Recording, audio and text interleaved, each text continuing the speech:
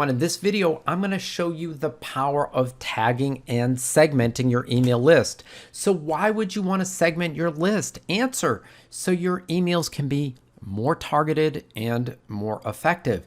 That's going to increase your open rates and decrease your unsubscribe rates, which is always good and a great way to make more money with your existing list.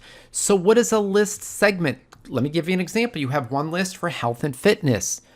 Some of the subscribers are primarily interested in cycling. Some are primarily interested in walking for fitness, and some are primarily interested in following a healthy diet. So if I have a blog post or if I have a product targeted for cyclists, I just want to send it to the segment that has a primary interest in cycling. So how would you determine that that segment is interested in cycling?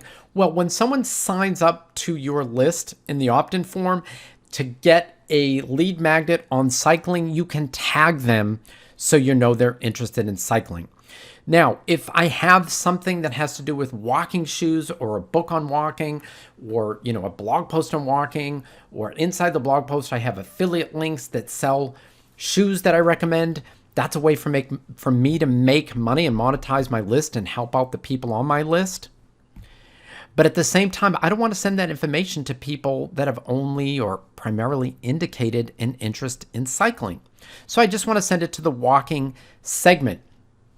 Now, I also can promote blog posts and products that interest everybody that's on a health and fitness list. So if I do a blog post reviewing meal replacement drinks or protein shakes, and inside that blog post I have links to protein shakes and meal replacement drinks that have affiliate links so I can profit from them, that's something that I would feel comfortable sending to everybody on the list, because if you're into cycling or walking or a healthy diet, you may very well be interested in meal replacement drinks or protein shakes.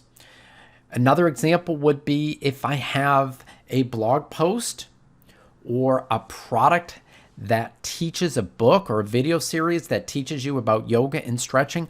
Once again, I'm going to feel comfortable sending that out to everybody on my list, even if they said their primary interest is in cycling or walking or their diet, because stretching and yoga is something that could appeal to anybody in the health and fitness niche. So that's why you would want to have different segments on one list. It's still easier than having 3 different lists most of the time. Okay? Now, the unopened segment, I'm just going to go over this quickly, but if you look at the very bottom, right here, the very last bullet, how to resend only to those who did not open, that's another video that I created.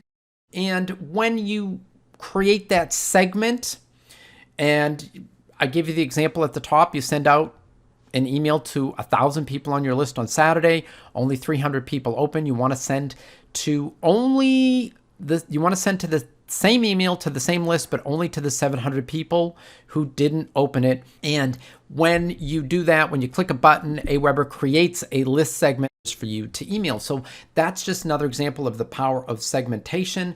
The reason that's powerful is obviously you don't want to keep, if someone's already opened your email, you don't want to just keep sending them the same email because they might get annoyed and unsubscribe from your list. Now, the ways to tag emails and create segments. Let me just give you some examples. As I've mentioned, the email address is tagged when someone signs up in the opt-in form. So if somebody signs up in an opt-in form to get a lead magnet on how to be healthy and fit walking 20 minutes a day, then you would tag them with interest in walking. Okay. Number 2, when someone completes an email campaign, they're tagged. So there's a video on how to create an email campaign in Aweber. That's in the Aweber Crash Course basic list. And I go into examples of how people get automatically tagged once they complete a campaign. And once they're tagged, they can also trigger another email campaign immediately But also, once they're all tagged and completed a campaign, that's a list of people that you may just want to target in a future email for whatever reason, because they've already completed a particular series and now they're ready, open to another product that you want to sell them that can help improve their life or their business. Number 3, you can tag email addresses when they're imported to your list. I have a video on importing lists, and you will see there'll be an opportunity in there where you can tag the lists, tag the email addresses in that list so you know where the emails came from. You might just say, GetResponse. They're from GetResponse or MailChimp or Constant Contact.